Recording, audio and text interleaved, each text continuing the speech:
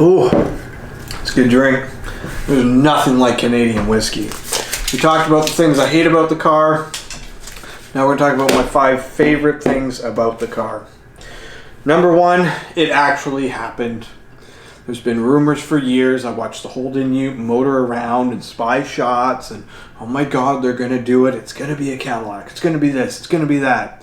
That's all good and dandy. Rumors are fine. Car talk is fun. We gossip all the time about all these brands and everything they do. Mitsubishi decides not to build sedans. They're going to take their very famous names like the Evo and we'll make it an SUV. Corvette actually did it. They actually came out with a mid-engine, affordable, practical, high-performance sports car. Mid-engine. That's it. That's all I got on that. We're a little speechless. Number 2 is the looks. Spy photos were okay. One of my Camaro guys sent us through 6.2, seeing it in person when he was down in Michigan. He took some photos. He said it was drastically different in person. It was boxier and lower and meaner looking in person than the spy photos, which I did anticipate because they do try to camo and cover and hide a lot of the fun things that are coming forth with the car. But they really did do a good job. It's not so over the top that you're like, wow, like, whew. I guess Lamborghini would probably be the best example, like the Veneno or the Aventador SVJ. There's just some models that are so wild that you kind of wonder what markets they're going for. And the Corvette did a really great job of keeping some modern elegance and still being a little bit crazy. Number 3 is the carbon options. If you haven't been on the Corvette builder yet, check it out. It's pretty wild. Getting full carbon interiors, carbon engine covers, carbon this, carbon that, carbon exposed hood. Like you can get so many carbon options. And they're trying to target people who would spend $200,000 on a McLaren.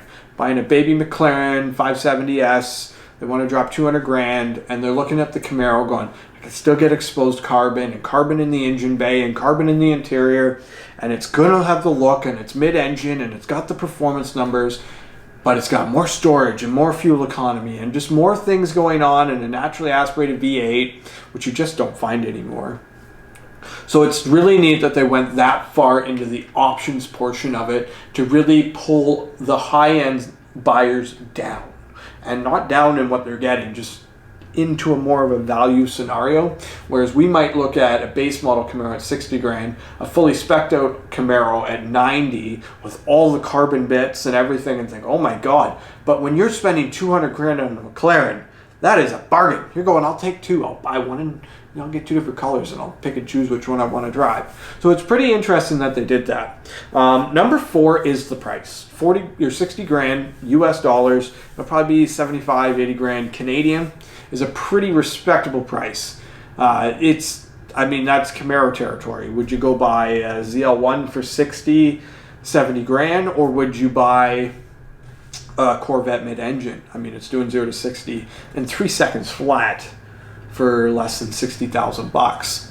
And if you don't want to spend all the money on the Z51 package, you do your own rims and tires, you do your own aero kit. Companies like ACS Composites will be, this is actually the C8 race car that they put on here. Just going to throw that out there. They are going to be hot on the trail of putting out some fantastic looking products. Splitters, skirts, wings, aero bits, caps for the air inlets so that they don't get too marked up and damaged. Protecting your investment in your car. So there's going to be a lot of fun aftermarket stuff that's really going to doll the cars up if spending the extra money on the GM stuff isn't your fancy. GM didn't offer what I wanted when I got my Camaro, so I waited almost a year and a half after the car came out until ACS Composites put out a ZL1 package for it. They had the splitter, they had the side skirts, they had everything I wanted, and then that's what I ended up going with, and it was the best decision. It's so much better than I could have gotten from the factory for my taste. Of course, everybody's different. And number 5, which it's a really stereotypical Corvette thing. You know, the Corvette owner's wearing blue jean shorts, a golf shirt, and New Balance Velcro shoes. That's just kind of the stereotype. And they take the car golfing. So when they make mention of the car still has storage, you can still road trip and go places and do things, and then they tell you that it will fit 2 golf bags in the trunk. You just kind of like, oh boy. So they're trying to hit specifically the old guys that are going golfing and want to put golf bags in their trunk. Kudos to them for making it happen. It is pretty impressive. I did wonder why they put this exhaust to the outside and they didn't keep it in the middle when that's more of a European exotic look, especially with the McLarens and the Lambos and everything having it kind of up in middle. But when you see where they put it down at the sides, it makes perfect sense. Having a second trunk in those cars, to me, would make or break it for me on the purchasing aspect. Having the front trunk, you can throw a duffel bag, put some camera gear, throw a laptop, put that kind of stuff up there. Great. I understand mid-engine cars, you do have to give something to get something, and you're going for performance. But the fact that they managed to also squeeze a trunk in the back, and it's not this big, and you can put 2 golf club bags, means you could put probably 3 pretty solidly packed duffel bags, means I could still travel the way I travel with my Camaro in a Corvette. That's actually incredibly impressive.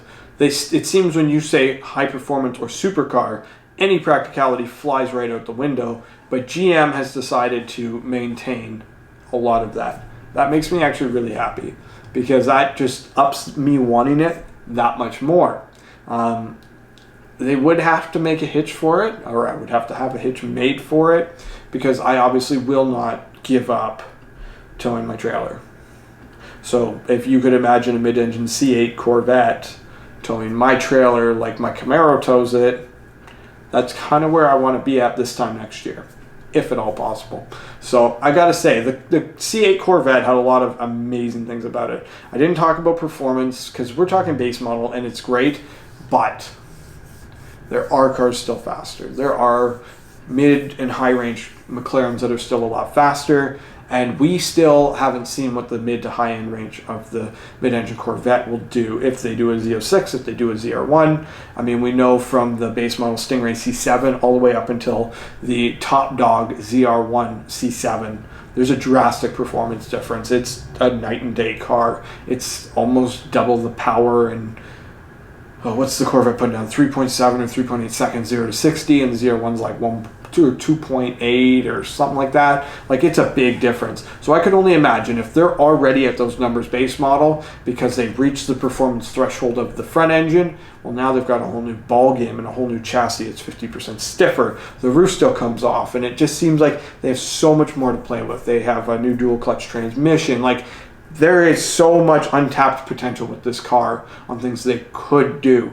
If there was a 1,000 horsepower version, whew, I wouldn't even know what to do, to be honest. That's a thing. It's right there. It's unbelievably fast. And I'm extremely glad Ford built the Ford GT. I'm glad they put a V6 EcoBoost with 600 horse. I'm glad it's running the same performance specs as a C8 Corvette at a fraction of the cost, almost 1/10. It's just insane to me. It's insane to me what they did and the price they came in at, and they have it practical. I could only imagine the fuel economy it would get. I wouldn't be shocked if I was seeing 40 miles per gallon. I believe they said it was a 6-speed with 2 overdrive gears. The car is going to be slipperier than water. Like, it's going to be a really efficient car to get it out on the highway. If I can get my hands on one, I most certainly will. I will be driving it up to Huntsville, Ontario, to MBRP to slap an exhaust on. I will be headed from there straight out to Montreal. We will be putting all the aero bits on. I will be doing anything and everything I can to make this happen, and I just appreciate the support. So that's it for me. I'm super excited. It's going to be an unbelievable year as this thing starts hitting lots and dealers, and I'm going to get my hands on one for a test drive. One way or another, it's just going to be a great day. So, until next time, guys, drive safe, take care, behave. As always, let me know what you think. Comments are down below.